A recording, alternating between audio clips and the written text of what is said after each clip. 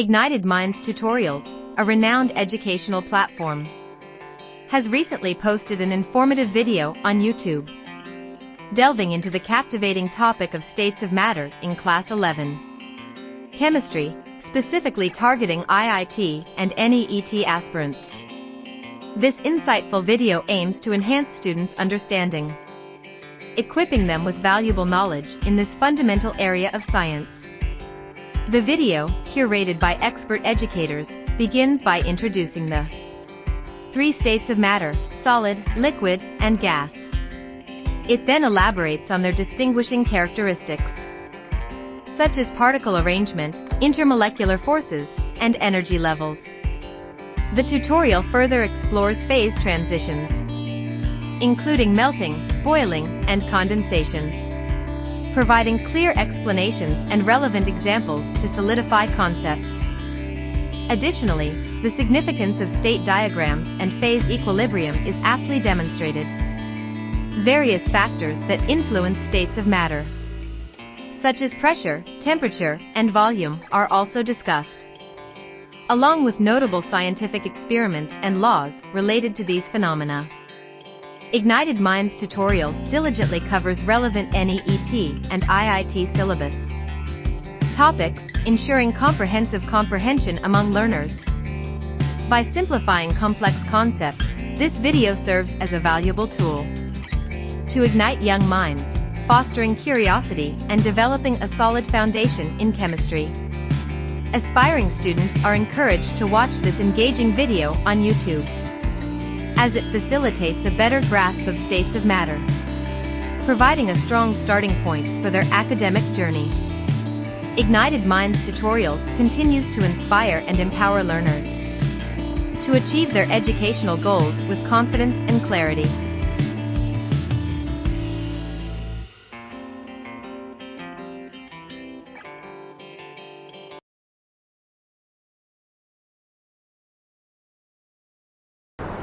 Okay people, अरे torque नहीं है, ये टॉरसलीन है। टॉरसलीन एक अपना प्रेशर का ही मेजरमेंट है, ठीक है। टॉरसलीन बेसिकली किसके नाम पे है? टॉरसलीन वैक्यूम के नाम पे। आप जब किसी अभी जैसे समझ लो ये 76 सेंटीमीटर ऑफ एच है, लेकिन इसके ऊपर एयर नहीं होता है, इसके ऊपर होता है भाई साहब वैक्यूम, और इस वैक्यूम को हम बोलते हैं टॉरसलीन वैक्यूम, ठीक है। तो आपका आप इधर से मापो या इधर से मापो, both are going to give you the same reason. तो वो है 775 टॉरसलीन, मतलब ये प्रेशर का आपका कॉन्फ़िगरेशन है टॉरसलीन, ठीक है। The density of phosphorus vapour at 310 degree centigrade and 775 टॉरसलीन is 2.64 gram per decimetre cubic है, जिसको आप ग्राम्स पर लीटर भी लिख सकते हैं, ठीक है। 1 लीटर और 1 डेसीमीटर क्यूबिक एक ही होगा भाई साहब, 1 लीटर और 1 डेसीमीटर क्यूबिक इट्स सेम, तो इसको आप ग्राम्स पर लीटर भी लिख सकते हैं, ठीक है। Okay, what is the molecular formula of phosphorus? तो यहाँ पे आपको मॉलिक्यूलर फॉर्मूला ऑफ फॉस्फोरस पूछा है, ठीक है। कौन सा इक्वेशन यूज करेंगे आप? PV is equal to nRT, ठीक है। ओके, अभी देखो यहाँ पे इसको समझो, ये PV है और ये है nRT, ठीक है। समझ में आ रहा है? ये at this and this is, ये आपका डेंसिटी है। डेंसिटी कैसे ही आया रहेगा? डेंसिटी कैसे? ये आपका n मतलब क्या होता है? n मतलब होता है आपका मास अपॉन मॉलिक्यूलर मास, है कि नहीं? समझ में आ रहा है? n मतलब अपना जो गिवन मास है अपॉन मॉलिक्यूलर मास RT, और ये आपका PV, ठीक है। इस V को अगर तुमने इधर ले लिया, P ये यहाँ पे कितना हो जाएगा? मास अपॉन वॉल्यूम, समझम, और मॉलिक्यूलर मास नीचे रह जाएगा, समझम कि नहीं भाई साहब? RT, क्लियर है? ओके, इस मॉलिक्यूलर मास को तुमको कैलकुलेट करना है। What is the molecular formula for phosphorus? तो मॉलिक्यूलर मास को तुम इधर ले लो, ठीक है।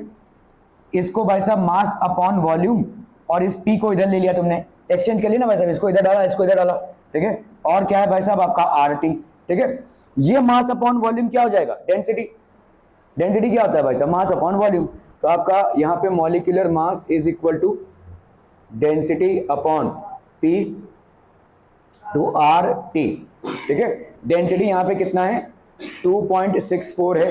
R की वैल्यू कितनी है भाई साहब?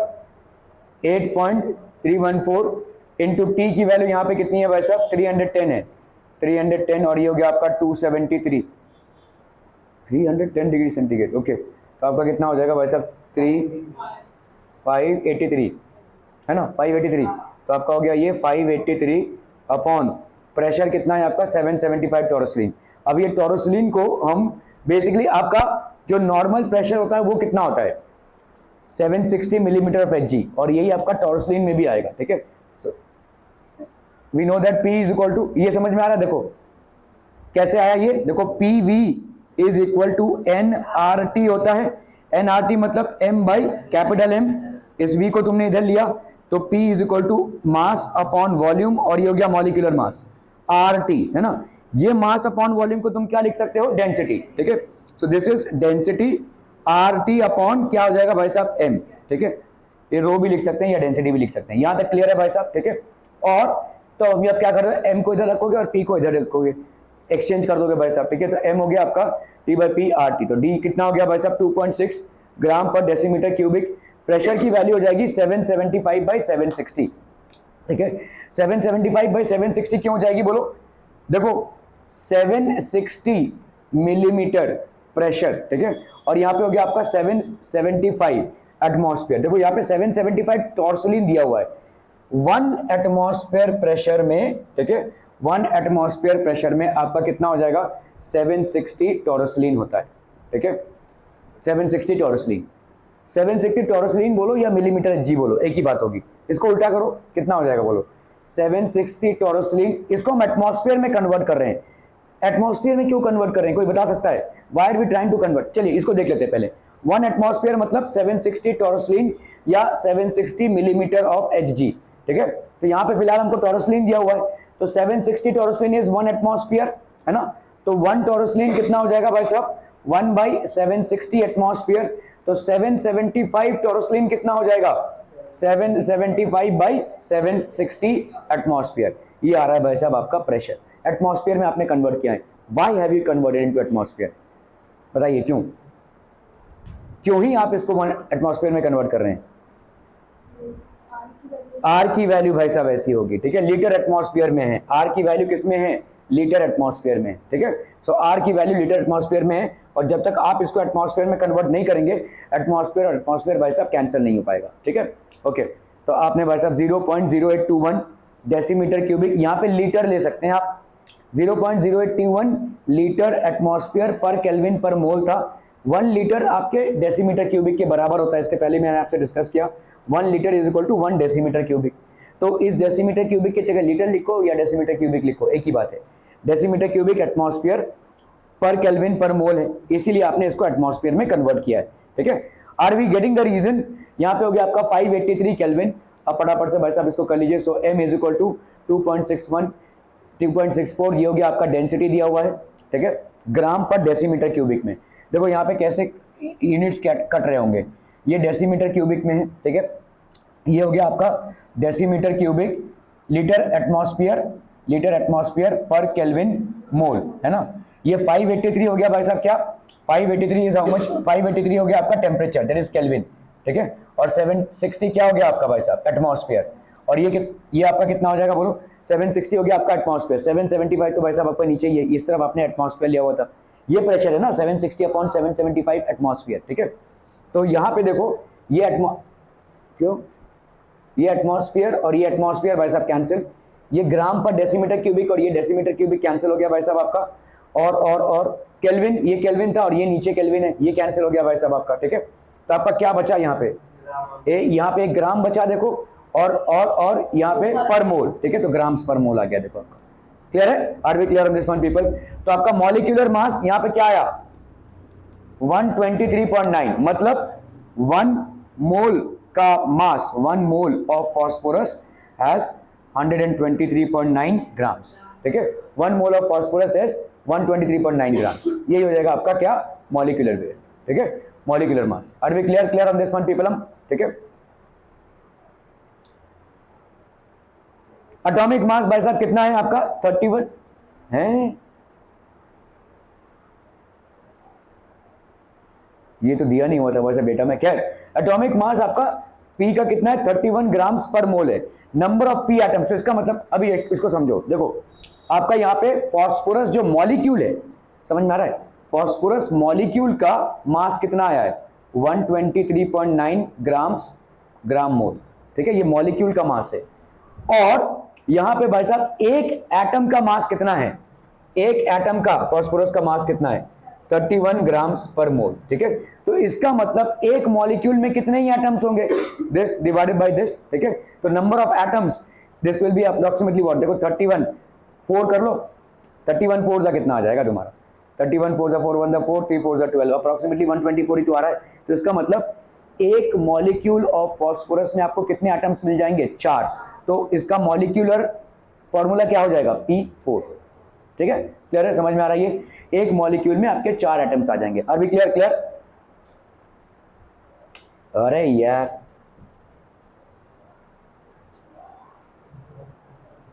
ठीक है। सो अप्रोक्सीमेटली आपका आ गया भाई साहब 4, ठीक है। So molecular formula of phosphorus is P4। Clear है क्लियर है क्लियर है पेपलम, बहुत बढ़िया ना भाई साहब। Density of oxygen is 1.43 grams per litre at STP मतलब standard conditions of temperature and pressure. Determine the density of oxygen at 17 degree centigrade and 800 टॉरसलीन। टॉरसलीन का क्या करेंगे भाई साहब, क्या एटमॉस्फेयर में कन्वर्ट करेंगे, एटीएम में कन्वर्ट करेंगे कैसे 760, 800 बाई 760 हो जाएगा एटमॉस्फेयर। चलिए कीजिए भाई साहब इसको फटाफट। और जब तुम आर लोगे, इसीलिए मैं बोल रहा हूँ आर की तीनों ही वैल्यूज यूनिट वाइज याद रखना बहुत जरूरी है। 0.0821 लीटर एटमॉस्फेयर पर केल्विन मोल और 8.314 याद है किसी को, 8.314 इंटू कितना था 8.31 केल्विन, हाँ ठीक है। तो ये सारे यूनिट्स वाइज आपको याद रखने हैं।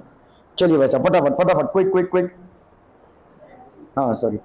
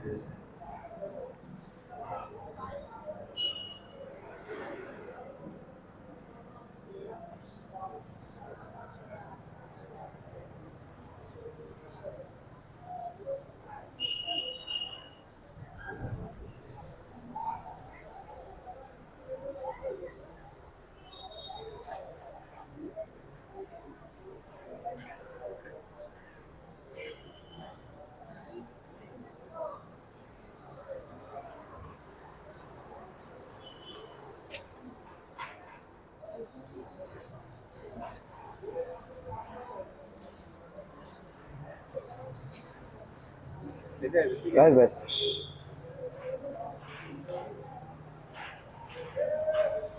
अरे सर हेलो, मैं आपको जो बोल रहा था ना, 1 मिनट देख लेंगे क्या?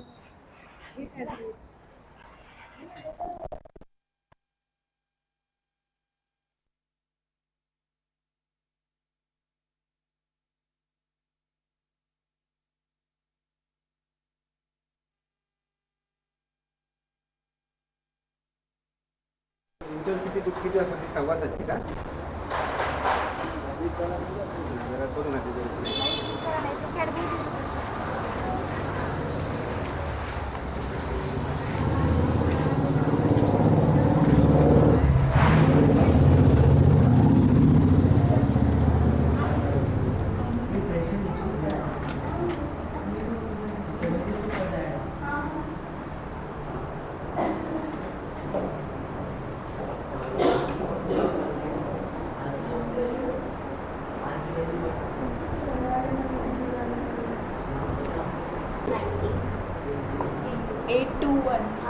ओके ये देखो 0.0821 दूसरे से मैंने इसलिए बोला था भाई साहब इसको याद रखो 0.0821 litre atmosphere per kelvin mole है ना भाई साहब, ठीक है। मोल को जब आप यूनिट्स में लिखेंगे तो क्या लिखेंगे?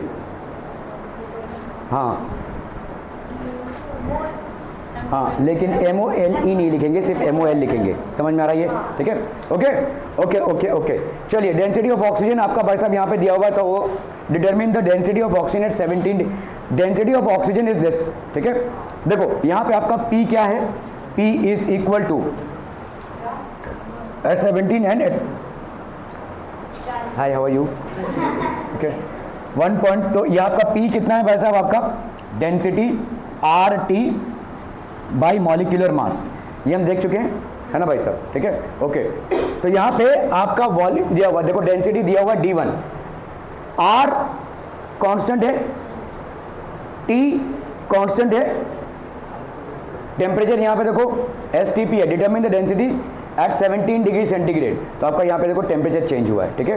तो P की प्रोपोर्शनलिटी भाई साहब यहाँ पे डेंसिटी और टेम्परेचर से अगर हमको निकालनी हो, क्योंकि R देखिए आपका कांस्टेंट है और molecular mass of oxygen that will also be a constant, वो चेंज नहीं होगा भाई साहब।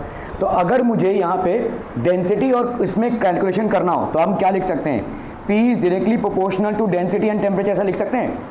R और M क्या है आपके? कांस्टेंट ही तो हो गए, ठीक है। तो इसको हटाओगे तो क्या हो जाएगा? प्रोपोर्शनलिटी साइन लग जाएगा, दैट विल बी DT।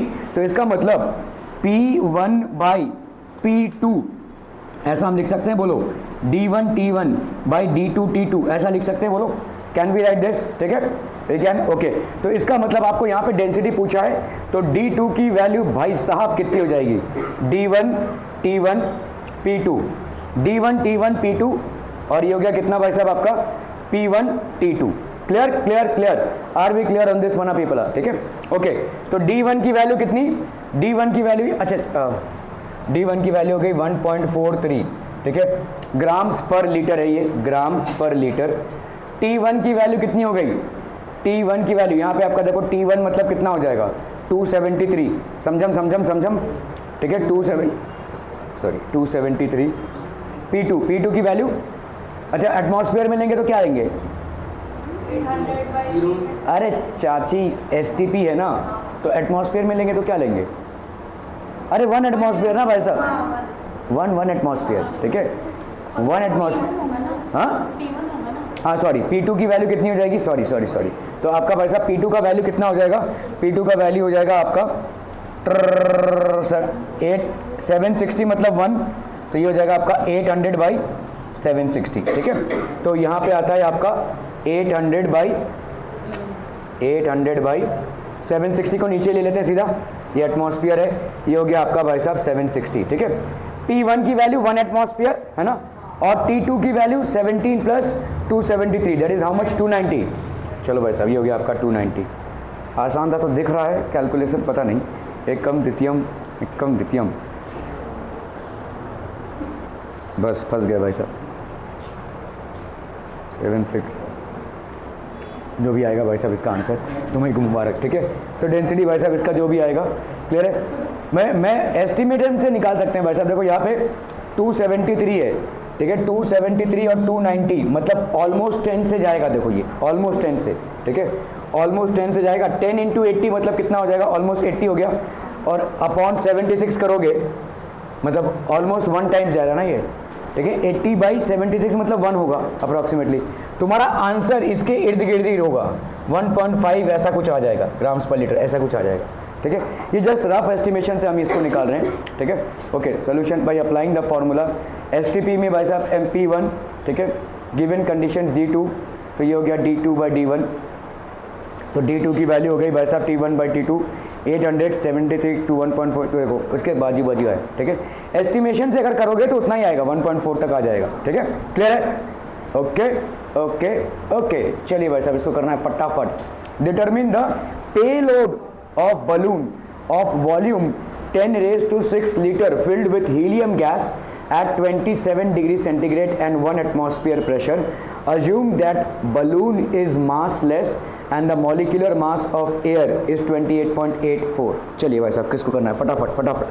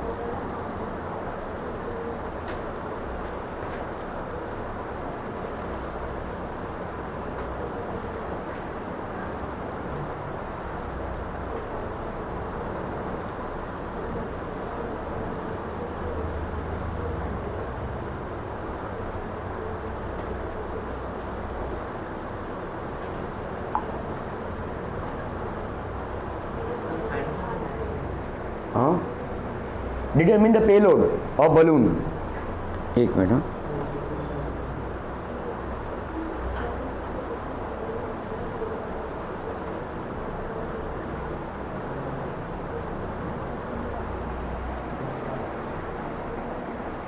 इधर ध्यान देंगे भाई साहब। Mass of air filled in balloon can be calculated as PV is equal to, भाई साहब क्या होता है, W by M on to RT। n की जगह पे लिख रहे हैं, nRT होता है n नंबर ऑफ मोल्स, मतलब मास of air upon molecular mass of air, ठीक है, इनटू RT है ना भाई साहब, ठीक है। तो इसको अगर इधर ले लें और इसको इधर, तो इसका मतलब हो गया, देखो प्रेशर की जगह पे हमने क्या लिखा, 1 into determine the payload of balloon of volume 10⁻⁶ litre filled with helium gas, 1 atmosphere pressure है, तो ये P की वैल्यू कितनी हो गई, 1, ठीक है, ओके। वॉल्यूम कितना हो गया आपका भाई साहब, 10⁻⁶ लीटर्स, ठीक है, ओके। तो आपको R किस में लेना पड़ेगा, लीटर एटमॉस्फेयर वैल्यू में, ठीक है, और वो कितनी होगी 0.0821, ये सब आपको ध्यान रखना है, ठीक है, ओके। W हो गया, M की वैल्यू यहाँ पे कितनी है, देखो एटॉमिक मास यूनिट है। अब ये एटॉमिक मास यूनिट का वैल्यू अगर kg में कन्वर्ट करना है तो 1 एटॉमिक मास यूनिट, भाई साहब पढ़ चुके हो, 1 atomic mass unit is equal to कितना, 1.67 इंटू 10⁻⁻27 kg, ठीक है, -27 kg, ये है आपका 28.8। लेकिन इतना नहीं करना है, ठीक है, आपको भाई साहब इसको सीधा सीधा ग्राम में कन्वर्ट करना है। तो इसको अगर हम करते हैं, देखो सब ऐसे रहता है, AMU रहता है, तो इसको ग्राम में कन्वर्ट करेंगे तो सीधा लिख सकते हैं 28.84 ग्राम्स पर मोल, ऐसा सीधा हम लिख सकते हैं, ठीक है। एटॉमिक मास यूनिट को आप ग्राम एटॉमिक मास में जब कन्वर्ट करते हैं वही आपका मॉलिक्यूलर मास हो जाता है, ठीक है। So this will B 28.84 grams पर मोल, क्लियर है, okay okay okay. So that will B 28.84। यहाँ पे भाई साहब इसका यूनिट क्या हो गया, देखो ग्राम्स पर मोल। यूनिट पे भाई साहब ध्यान देना, क्योंकि अगर आपका सवाल का बिगड़ने का चांसेस रहेगा ना, तो यूनिट अगर आप ठीक से देखेंगे तो वो करेक्ट कर देगा इसको। यहाँ पे क्या हो जाएगा बोलो, this will be how much people are, this is atmosphere and this is litre, है ना, एटमॉस्फेयर लीटर हो गया, इधर यूनिट, इधर कितना हो गया बोलो, लीटर एटमॉस्फेयर पर केल्विन मोल, ठीक है, और इधर कितना है भाई साहब, केल्विन, केल्विन केल्विन कैंसिल, इधर लीटर एटमॉस्फेयर और इधर लीटर एटमॉस्फेयर, भाई साहब कैंसिल हो गया, ठीक है, और इधर ये नहीं, मोल ऊपर गया, हाँ ठीक है, मोल ऊपर गया और ये वाला मोल भाई साहब कैंसिल हो गया, ठीक है। तो आपका बचा क्या भाई साहब, ग्राम्स, ठीक है। तो आप W अगर करेंगे तो इसको इधर ले लीजिए, ठीक है, तो ये आपका इधर आएगा तो ग्राम्स में हो जाएगा, ठीक है। So that will be how much, 28.84 into 10⁻⁶, ठीक है, अपॉन 0.082 इंटू 300, ठीक है। तो ये हो गया आपका भाई साहब ग्राम, दैट इज 1172.3 इंटू 10⁻³ ग्राम्स, ठीक है, क्लियर है, 1172.3 kg, clear clear clear people. हम मास ऑफ हीलियम गैस, तो आपका भाई साहब मास ऑफ हीलियम गैस कितना हो जाएगा, 4 हो गया ये, सो दिस विल बी, अभी देखो यहाँ पे आपका mass of helium filled in the balloon, आपने यहाँ पे इसका क्या, एक मिनट, तो आपने भाई साहब ये जो वैल्यू निकाली यहाँ पे W की वैल्यू निकाली, that is how much, 1172.3 kg, ठीक है, okay. Determine the payload of, तो आपका ये वेट आ गया, किसका, हीलियम गैस का वेट आ गया, ठीक है। Mass of helium filled in the balloon can be calculated as, फिर से क्यों कैलकुलेट कर रहे हैं हम इस पे, ओके ठीक है। तो यहाँ पे अगर हम इस फॉर्मूले से जाते हैं, ठीक है, हीलियम का भाई साहब मॉलिक्यूलर मास कितना है, 4 है, ठीक है। So this will be how much, 162.6 kg, इस तरफ से आ रहा है, ठीक है। So payload is equal to what, mass of air minus mass of gas minus mass of balloon, ठीक है। पे लोड मतलब कितना हो जाएगा आपका, mass of air minus mass of gas minus mass of balloon. तो आपका भाई साहब यहाँ पे मास ऑफ एयर कितना है, 172.3, 162.6, और आपका मास ऑफ बलून यहाँ पे कितना दिया हुआ है, 0, क्योंकि आप बलून को यहाँ पे देखो मानना ही पड़ेगा, assume that the balloon is massless, और क्योंकि ये बलून भाई साहब आपका मासलेस है, hence it will have 0 and the molecular mass of air is this much, ठीक है। क्लियरम क्लियरम क्लियरम पीपलम, चलिए भाई साहब, बलून उस वॉल्यूम इज 5 लीटर कंटेन्स, तो आपका पे लोड ऑफ अ बलून कितना होता है, mass of air minus mass of the gas minus mass of the material with which the balloon is made, समझ में आ रहा है ये, पे लोड ऑफ अ बलून, ठीक है, payload of a balloon that will be equal to mass of air in the balloon, ठीक है, mass of air in the balloon minus mass of gas in the balloon minus mass of the balloon, ठीक है, mass of the balloon. Clear है, clear है, clear है people? Okay, चलिए भाई साहब इसको करना है। A balloon whose volume is 5 litre contains 6.1 gram of nitrogen. What mass of nitrogen must be added to the balloon to expand its volume to 11 liter at the same temperature and pressure? चलिए चलिए चलिए, अरे चाचू थोड़ा पढ़ाई में ध्यान देंगे आप।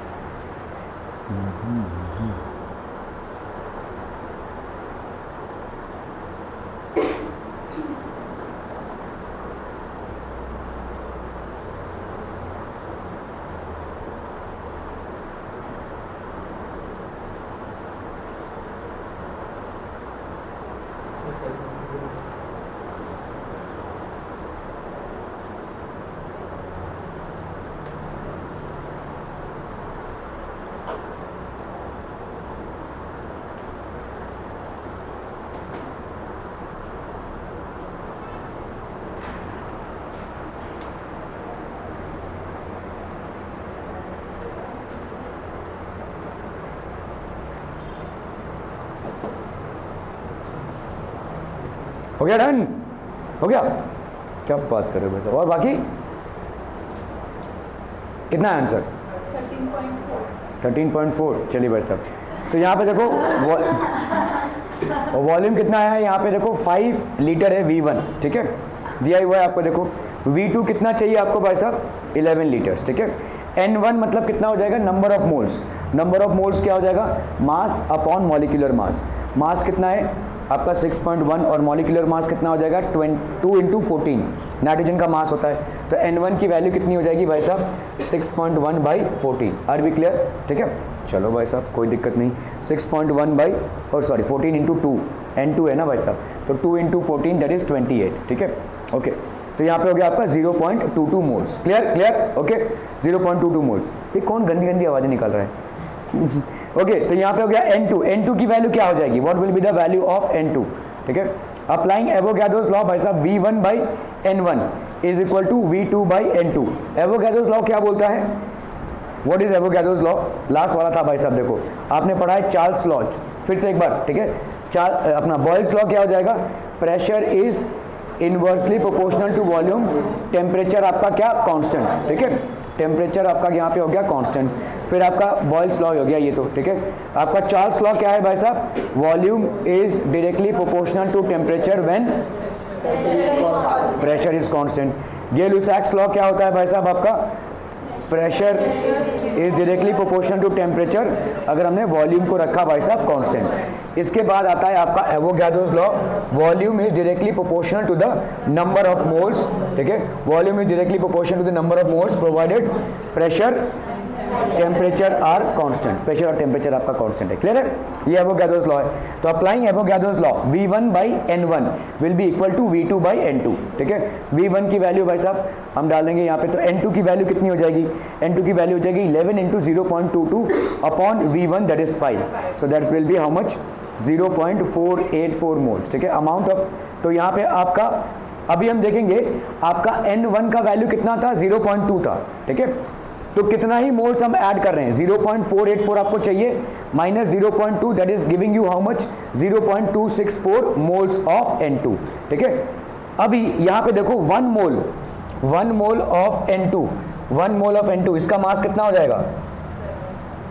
14 × 2 28 ग्राम्स ना भाई साहब, 28 ग्राम्स, है कि नहीं। 1 mole of nitrogen gas will weigh, तो यहाँ पे 0.264 मोल्स ऑफ N2, इसका कितना हो जाएगा भाई साहब आपका 0.264 इंटू 28 ग्राम्स, ठीक है। कितना आ रहा है भाई साहब इसका, तो यहाँ पे कर लीजिए 264 इंटू 28, 4 8 जा 32, 8 6 जा 48, 49 50 51, 8 2 जा 16, 16 प्लस 5 21, 4 2 जा 8, 6 2 जा, ठीक है। तो यहाँ पे देखो 7392 आ जाएगा आपका, 7.392 ग्राम्स ऑफ N2। क्लियर है, this is the amount of N2 that you need to add. Clear, okay okay okay.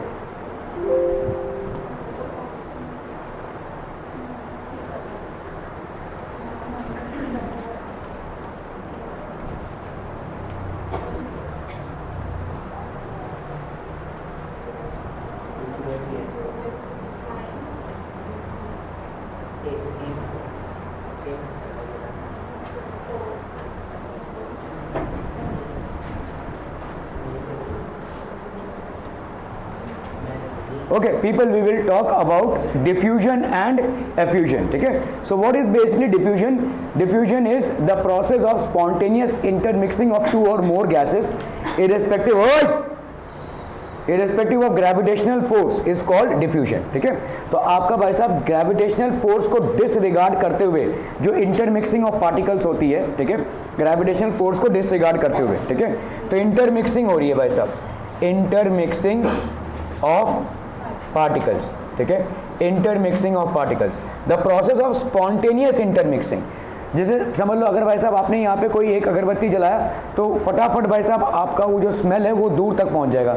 अगर मम्मी आपकी किचन में कोई खाना बना रही होगी तो फटाफट सारे रूम्स में वो जो स्मेल है वो फैल जाएगा। ये क्यों हो रहा है, क्योंकि ये आपके जो पार्टिकल्स हैं ये फटाफट स्पॉन्टेनियसली इंटरमिक्स कर रहे हैं एक दूसरे के साथ। So the process of spontaneous intermixing of two और more gases irrespective of gravitational force, gravitational force नहीं है भाई साहब, ठीक है। यहाँ पे ऐसा नहीं है कि अच्छा ये उड़ेगा कैसे, इसको ग्रेविटेशनल फोर्स नीचे खींच लेगा, ठीक है, ऐसा नहीं है। तो यहाँ पे ग्रेविटेशनल फोर्स की वजह से देखो ऐसा नहीं, देखो यहाँ पे एक पार्टिकल है, यहाँ पे पार्टिकल है, हमको मालूम है कोई भी दो पार्टिकल्स में ग्रेविटेशनल फोर्स होता है, ग्रेविटेशन आप पढ़ चुके हैं है ना, Gm1 m2 बाई r का स्क्वायर, कोई भी दो पार्टिकल्स में। तो अगर गैस के पार्टिकल्स होंगे तो उसमें भी भाई साहब होगा, लेकिन यहाँ पे उसकी बात नहीं हो रही है। We are not talking about the gravitational force here, यहाँ we are talking about intermixing. ये ग्रेविटेशनल फोर्स के वजह से इंटरमिक्सिंग नहीं हो रही है, इस चीज को समझिए, फिजिक्स के वजह से नहीं है, इट्स जस्ट इंटरमिक्सिंग। इसके मॉलिक्यूल्स इसके में घुल मिल रहे हैं भाई साहब, ठीक है, they are not coming together because of gravitational force, that force is not there यहाँ पे, ठीक है। तो this is irrespective of the gravitational force, the process of spontaneous intermixing of two और more gases irrespective of the gravitational force is called diffusion।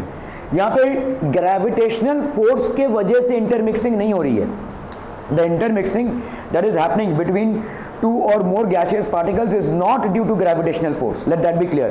Clear है, clear है, clear है भाई साहब, बहुत बढ़िया भाई साहब, बहुत बढ़िया। ओके, डिफ्यूजन एग्जांपल भाई साहब देखो, जैसे some particles are dissolved in a glass water, ठीक है, सम पार्टिकल्स, यहाँ पे कोई पार्टिकल हमने डिसॉल्व कर दिया भाई साहब, तो at first the particles are all near one corner of the glass, तो एक कॉर्नर में दिखेंगे आपको भाई साहब, और फिर जैसे तुमने एक इंक का ड्रॉप डाल दिया तुमको पहले तो एक ऐसे दिखेगा और फिर पूरा फैल जाएगा, तो इसको हम बोलेंगे डिफ्यूजन, ठीक है, दिस इज इंटरमिक्सिंग, ठीक है। तो this is how it, if all the particles are randomly moved around, that is diffused in the water, then the particles will eventually become distributed randomly and uniformly and organized। तो आपका भाई साहब धीरे धीरे धीरे धीरे randomly और ये पूरे बड़े organized तरीके से पूरे ग्लास वेसल में ये फैल जाएगा। फ्लूइड्स में ये होता है, ठीक है, सॉलिड्स में ये नहीं होता है, फ्लूइड्स में होता है। क्या सॉलिड्स में भी डिफ्यूजन होता है? एक अगर आपने पता नहीं, आपके घर में पुराने वाले वो लोहे के बक्से देखे हैं आपने, गांव खेड़े में अगर होगा आपका, ठीक है, गोवा में, ठीक है, तो ये आपका भाई साहब समझ लो एक पुराना लोहे का बक्सा है, गोवा में अय्याशी कर रहे हैं और बोल रहे हैं मैं गाँव गया हूँ। अरे बाप रे बाप, झूठ की भी सीमा होती है भाई साहब। ओके, ये आपका एक लोहे का बक्सा है, ठीक है, आप देखोगे भाई साहब इसके ऊपर तुमने कोई बक्सा रखा होगा बहुत दिनों से और इसको हटाओगे तो तुमको इसको मार्किंग्स दिखेंगी तुमको, ठीक है, I don't know whether you observe this, ठीक है। तो इसका मतलब क्या हुआ रहेगा ऊपर वाले बक्से का नीचे वाले बक्से में बहुत दिनों से रहने के वजह से डिफ्यूजन हुआ है, ठीक है, बहुत दिनों तक। जैसे समझो ये अगर मैंने बोर्ड पे चौक से लिखा, इसको अभी अभी रब कर दिया मैंने, फटाक से रब हो जाएगा। लेकिन बोर्ड पे नहीं है, वो वाला वाइट बोर्ड है, अगर वाइट बोर्ड पे मैं मार्कर से लिख रहा हूँ तो अगर अभी रब किया फट से रब हो जाएगा। लेकिन एक हफ्ते बाद या एक महीने बाद उसको रब करने जाऊँ तो थोड़ा सा मेरे को उसको घिसना पड़ेगा, क्योंकि उस दौरान क्या हुआ है, सॉलिड के पार्टिकल सॉलिड में डिफ्यूज हुए हैं, जो बहुत ही स्लो प्रोसेस है, बहुत स्लो प्रोसेस है, it's a very slow process, ठीक है। तो आपके फ्लूइड्स में फटफट होता है, ये इंटरमिक्सिंग फ्लूइड में फटफट होता है, मतलब फ्लूइड्स मतलब गैसेज एंड लिक्विड्स, ये आपको दिखता है। सॉलिड वाला जो मामला है वो बहुत धीरे धीरे दिखेगा, बहुत धीरे धीरे दिखेगा, ठीक है। So that is there, if all particles are randomly moved around in water then the particles will eventually become distributed randomly and uniformly and organised, ठीक है। तो ये आपके भाई साहब एफ्यूजन क्या हो जाएगा, the process of escape of a gas through a pinhole और orifice from a high pressure region into the atmosphere is called effusion. तो जैसे उस दिन भाई साहब यूसुफ बोल रहा था कि मैं नहीं आया क्योंकि मेरा साइकिल कोई चोरी करके ले गया, ओके मिल गया, तो मतलब चोरी नहीं होती, तूने कहीं रख दिया था। ऐसा करते हैं लोग इंश्योरेंस क्लेम करने के लिए, तू भी ऐसे ही कुछ करता होगा, ओके। साइकिल में कुछ हैवी इंश्योरेंस निकाला रहेगा, खुद ही गायब कर दिया और खुद ही, ओके। तो साइकिल से हवा तो निकाले ही होगे तुमने, है ना, किसी पे खुन्नस निकालने के लिए, ठीक है। तो साइकिल में जो ट्यूब में हवा होती है वो हाई प्रेशर में है, जब आप उसको एक छोटे से ऑरिफिस से निकाल रहे हैं, ठीक है, एक छोटे से ऑरिफिस से निकालें तो वो हवा निकल रही है भाई साहब, इसको हम बोलते हैं एफ्यूजन, पिन होल से, ठीक है। जैसे समझ लो एक गुब्बारे में गैस भरा हुआ है, तुमने एक पिन मारा, फट से फट जाएगा वो, ठीक है। क्यों फट जाएगा भाई साहब वो, कि जैसे ही तुमने उसको पिन मारा, एक बहुत बड़े प्रेशर से गैस एक छोटे से होल से निकलने की कोशिश कर रहा है और वो प्रेशर बेयर नहीं कर पाएगा, इसलिए वो फट जाएगा, ठीक है। That's how it will explode, ठीक है। और आपके साइकिल में जो ट्यूब्स होते हैं वो इसीलिए पंचर होते हैं। अगर क्या हुआ रहेगा कि साइकिल के ट्यूब के अंदर कोई पिन चला गया होगा या शार्प ऑब्जेक्ट चला गया होगा, अभी क्या हो गया उसमें बस ऐसे टाइटली हवा भरा हुआ है, जैसे वो शार्प ऑब्जेक्ट गया, ठीक है, फट से उसको बोलेगा, फटाक से आवाज होएगा, फट से आवाज होएगा, ठीक है।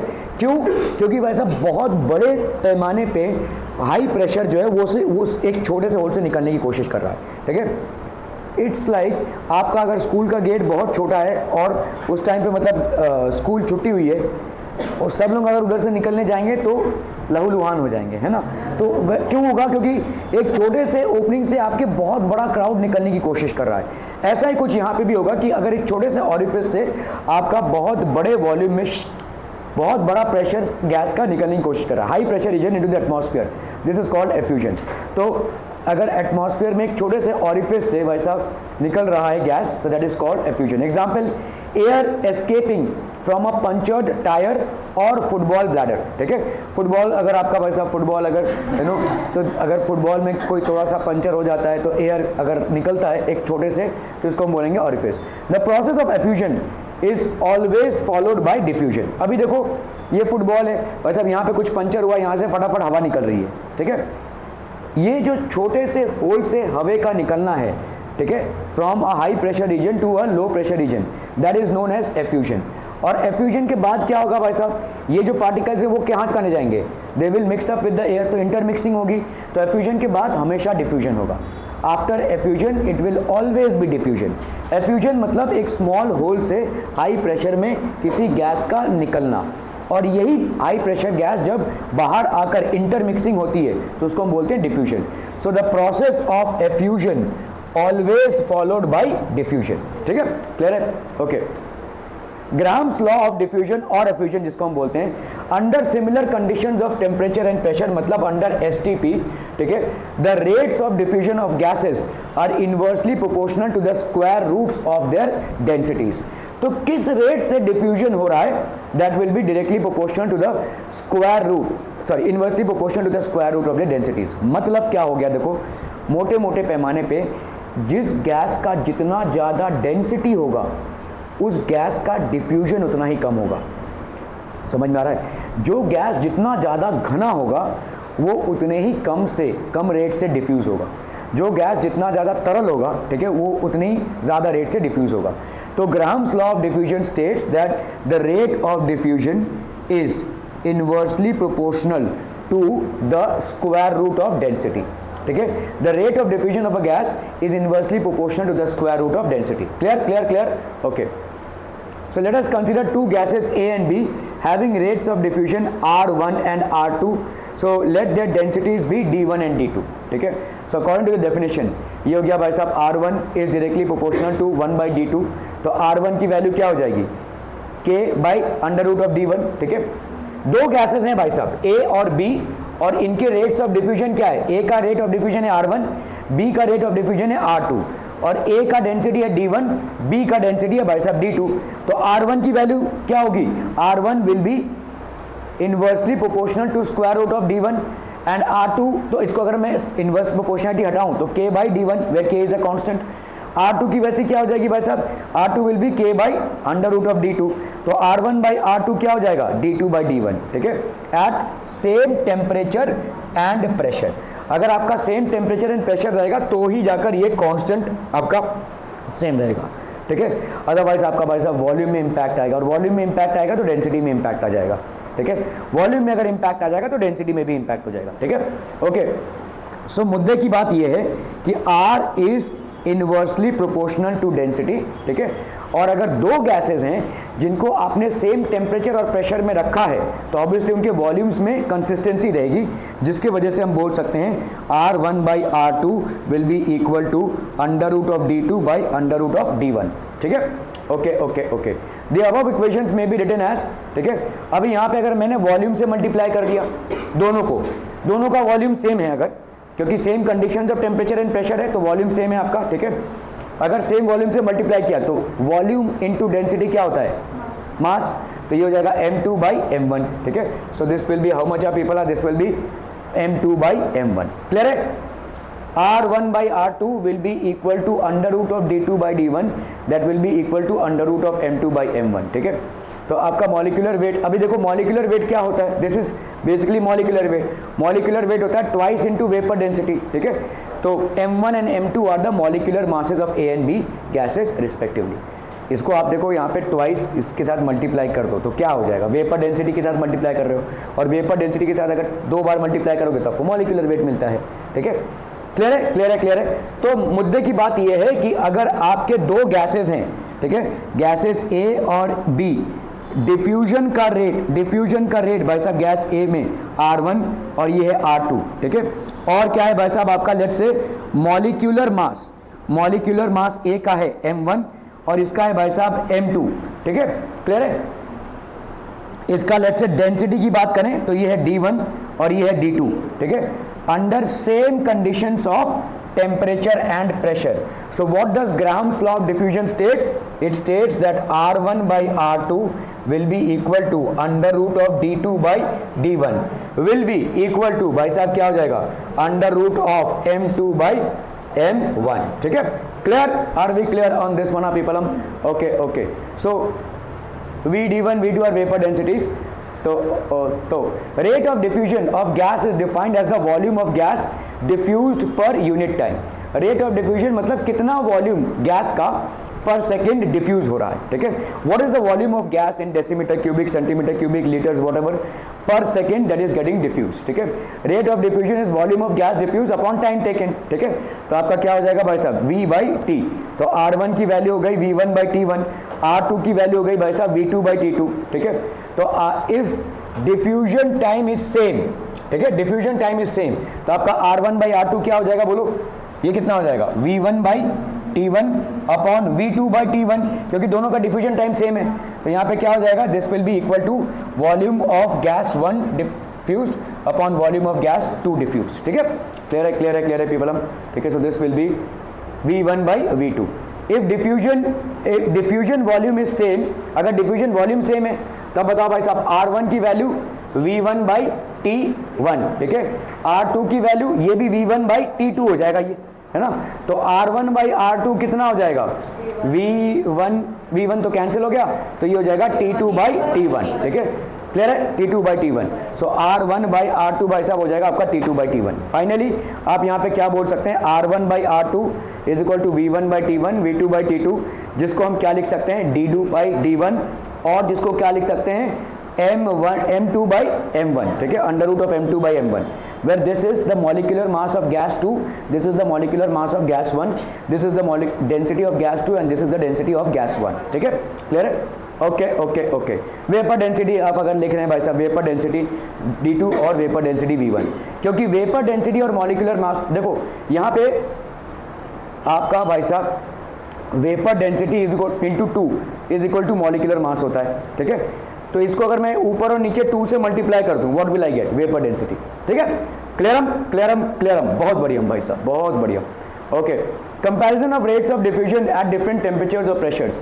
Generally the rate of diffusion R of a gas at constant temperature is directly proportional to its pressure as well as inversely proportional to the square root of density और molecular weight। मतलब यहाँ पे क्या बोला जा रहा है, ये तो हम पढ़ ही चुके हैं, है ना, स्क्वायर रूट ऑफ डेंसिटी, और हम ये भी पढ़ ही चुके हैं भाई साहब अपॉन m, है ना, क्लियर है, ये पढ़ चुके हैं। और क्या बोला जा रहा है, generally the rate of diffusion of a gas at constant temperature is directly proportional to its pressure, directly proportional to its pressure.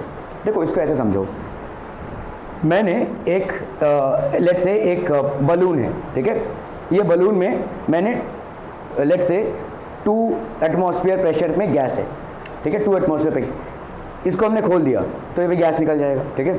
इसी सेम बलून में अभी हमने भाई साहब 4 एटमॉस्फेयर प्रेशर से गैस भरा हुआ है, इसको भी खोल दिया, तो किस में से गैस बहुत जोर से निकलेगा? फ्लोएडियम। क्यों? क्यों? ज़्यादा लिया नहीं, ज़्यादा प्रेशर से लिया है, ठीक है, ज़्यादा लिया नहीं बोल रहे हम, वॉल्यूम लेट से सेम ही रखा है लेकिन प्रेशर इसमें ज़्यादा है, ठीक है, तो प्रेशर ज़्यादा तो भाई साहब निकलेगा ये, है ना, ठीक है। This will be with more pressure it will be forced out. Are we clear on this one people? Pressure बढ़ गया तो इसका मतलब क्या हो गया? Rate of diffusion, rate of diffusion is directly proportional to pressure. Pressure बढ़ाएंगे तो भाई साहब रेट ऑफ डिफ्यूजन बढ़ेगा, है ना। आपके प्रेशर कुकर में भी तो वही हो रहा है, प्रेशर कुकर में गर्म हो रहा है, गर्म हो रहा है, गर्म हो रहा है, और फिर एकदम फाइनली बहुत ज़्यादा प्रेशर होता है तो सीटी से भाई साहब बाहर निकलती है वो, ठीक है। तो दैट इज हाउ, अगर तो इसका मतलब हम बोल सकते हैं rate of diffusion is inversely proportional to the density of the gas. Rate मतलब जितना घनत्व उसका बढ़ेगा, जितनी डेंसिटी बढ़ेगी रेट ऑफ डिफ्यूजन उतना कम होता जाएगा, जितना डेंसिटी उसका कम होगा उतना रेट ऑफ डिफ्यूजन बढ़ता जाएगा। जितना हल्का होगा गैस, हल्का फुल्का होगा, उतना ज़्यादा इंटरमिक्सिंग होगी। समझ में आ रहा है ये? जितना भारी गैस होगा, जितना उसका भाई साहब डेंसिटी ज़्यादा होगा, उतना ही भाई साहब उसका रेट ऑफ डिफ्यूजन क्या होगा? कम होगा, ठीक है। Rate of diffusion is directly proportional, inversely proportional to the molecular mass, इसके मॉलिक्यूलर मास से, और rate is directly proportional to the pressure at constant temperature भाई साहब, अगर आपने टेम्परेचर को कांस्टेंट रखा है, ठीक है, क्लियर है? ओके, देखो जैसे तुम्हारे साइकिल में टायर में हवा है, समझ लो ज़्यादा नहीं है, लेकिन समझ लो पिन आ गया, फट गया वो, ठीक है, और तुमने एकदम टाइट हवा भरा, इतना हवा भरा कि फट गया भाई साहब, तो किस में ज़्यादा जोर फटेगा? जब हवा भरवा रहे हो, सेकेंड केस में, है ना, क्योंकि तुमने प्रेशर को बढ़ा दिया है। इसीलिए तो देखो जब आप 4 व्हीलर्स में या 2 व्हीलर्स में हवा भरवाते हैं तो वो मशीन से चेक करता है ना, वो प्रेशर चेक कर रहा है, उससे ज़्यादा प्रेशर में रहेगा तो फटने के चांसेस हैं, तो वो ना हो इसीलिए तो वो चेक कर रहा है, ठीक है। तो जितना ज़्यादा प्रेशर रखोगे उतना ज़्यादा जोर से भाई साहब वो ब्लो आउट हो जाएगा, ठीक है, क्लियर है? समझ में आ रहा है ये? ओके, किसी भी अगर आप देखोगे किसी समझ लो, ये एक मैं आपको एग्जांपल दे रहा हूँ, लेट्स से ये एक टायर, ये ट्यूब है ना, इसमें एक थोड़ा सा होल है, ठीक है। नाउ लेट्स से आपने हवा भरवा के रखा था पहले, अभी धीरे धीरे ये गैस निकल रहा है, तो धीरे धीरे ये टायर फ्लैट हो गया। अगर समझ लो भाई साहब ये पूरे हवा को निकलने में लेट्स से 6 घंटे लगे, 6 आवर्स, लेट्स से बहुत ही स्मॉल सा एक होल है, ठीक है, और इसको पूरे को निकलने में 6 घंटे लगे। आपने रात को साइकिल या स्कूटी या जो भी है उसको रख दिया, आप सुबह उठ के देख रहे हैं भाई साहब हवा नहीं है इसमें, ठीक है, ओके। अभी आपको नहीं लगता है कि ये पंचर हुआ है, आप क्या करेंगे भाई साहब, जाएंगे और फुल एकदम हवा भरा लेंगे, ठीक है, फुल हवा भरा लिया। अब बताओ ये हवा निकलने में कितना टाइम लगेगा? 6 घंटे से ज़्यादा लगेगा कि कम टाइम लगेगा, ठीक है, कम टाइम लगेगा। मतलब अभी आप देखोगे 4 घंटे में हवा निकल गई, ठीक है, अब भी तो भरा 4 घंटे में हवा निकल गई। क्यों ये हो गया?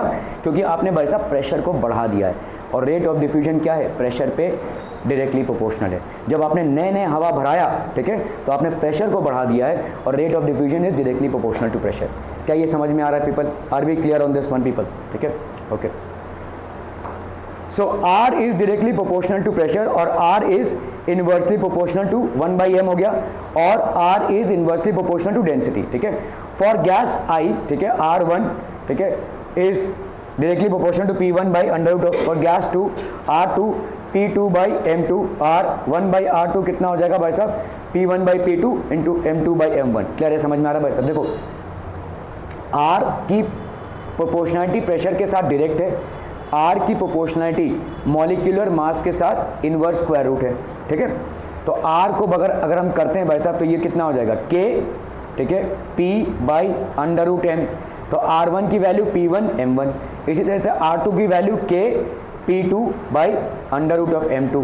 तो अगर हमने टेम्परेचर, ठीक है, एट डिफरेंट टेम्परेचर्स और प्रेशर्स, तो हमारा भाई साहब R1 बाई R2 क्या हो जाएगा, R1 बाई R2 अगर हम करते हैं तो K और K कैंसिल हो जाएगा, P1 बाई P2 हो गया इधर, और इधर कितना हो गया M2 बाई M1, ठीक है। Are we clear on this one people hmm, ठीक है, ओके।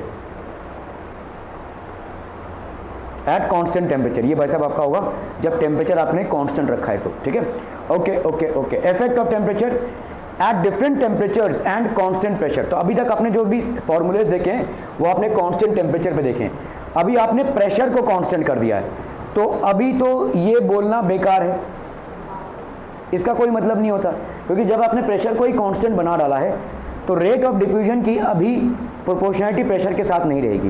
प्रोपोर्शनलिटी मतलब जिसको आप बढ़ाते हैं तो ये बढ़ेगा या घटेगा, ऐसा बोले ना।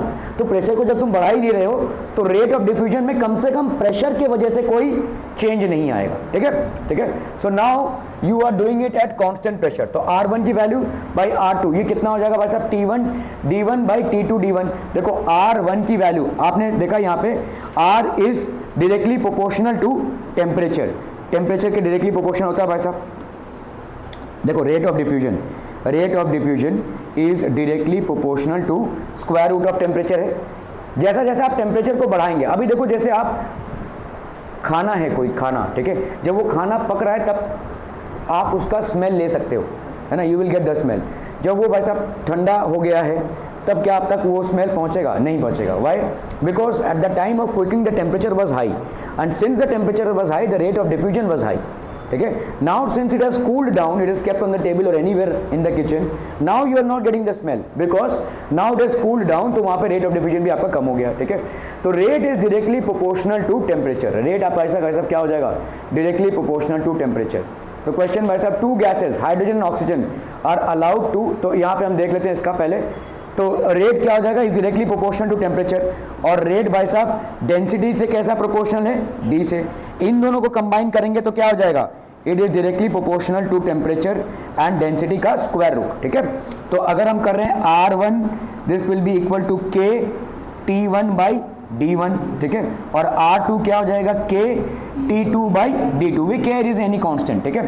तो R1 बाई R2 की वैल्यू कितनी हो जाएगी भाई साहब, यहाँ पे हो जाएगा आपका T1, ठीक है, और ये आपका हो गया भाई साहब, ये D2 ऊपर जाएगा, ठीक है, और ये हो गया आपका T2, और ये हो गया आपका D1, ठीक है, क्लियर है, ओके। अभी आपको मालूम है कि भाई साहब डेंसिटी, वेपर डेंसिटी को अगर हम 2 से मल्टीप्लाई करते हैं तो हमको मिल जाता है मॉलिक्यूलर मास। इसको अगर मैंने 2 से मल्टीप्लाई कर दिया, ऊपर नीचे कर ही सकते हैं, तो हमारा कितना हो जाएगा, T1 M1 upon T2 M2, ठीक है। So R1 by R2 will be equal to under root of T1 M1 by under root of T1 M2 upon T2 M1, clear है, आर बी क्लियर पीपल हम। तो question है भाई साहब, two gases hydrogen and oxygen are allowed to escape from a cylinder, determine which gas will effuse faster, ठीक है। तो कौन सा गैस भाई साहब ज्यादा डिफ्यूज होगा, फास्टर होगा, तो R of oxygen upon R of hydrogen, oxygen hydrogen है ना भाई साहब, ठीक है। ये क्या हो जाएगा बोलो, अगर हम मॉलिक्यूलर मासेस से कंपेयर कर रहे हैं तो यहाँ पे हो जाएगा M of H2 upon M of O2, है कि नहीं, क्लियर है। M ऑफ H2 की वैल्यू कितनी है, molecular mass of hydrogen is 2 into 1 that is 2, और इसका कितना हो जाएगा 2 into 16 दैट इज 32, 1 अपॉन 16 है ना, 1 अपॉन 16 हो गया अंडर रूट, तो इसको बाहर निकालोगे तो 1 अपॉन 4, तो R of O2 upon R of H2 that is going to give you 1/4। तो rate of diffusion of O2 is 1/4 of rate of diffusion of H2। तो कौन मतलब इसका 1/4 आ रहा है, तो which one is evolving faster, effusing faster? H2, ठीक है। H2 का मतलब इसको ऐसे भी देख सकते हो भाई साहब, RH2 will be equal to 4 times of RO2, मतलब ये 4 गुना ज्यादा होगा इसका डिफ्यूजन, ठीक है, 4 गुना ज्यादा होगा इसका डिफ्यूजन। क्लियर है, क्लियर है, क्लियर है। सो आपका भाई साहब R1/R2 ये हो गया 32 4। So therefore hydrogen molecules effuse 4 times faster than that of oxygen. Clear है, okay okay okay. Important applications of Graham's law: to separate the isotopes of some elements, to determine the density and molecular masses of unknown gases in coal mines, and Sells alarm in coal mines for the detection of marsh gas is based on diffusion। ये भाई साहब आपका एक alarm होता है। Marsh gas basically आपका natural gas है और वो एक एक्सीलेंट फ्यूल है, ठीक है। तो कोल माइंस में अगर ऐसा मार्श गैस डिटेक्ट होता है तो मतलब वहाँ से हम फ्यूल निकाल सकते हैं, तो एक अलार्म बजने लगता है।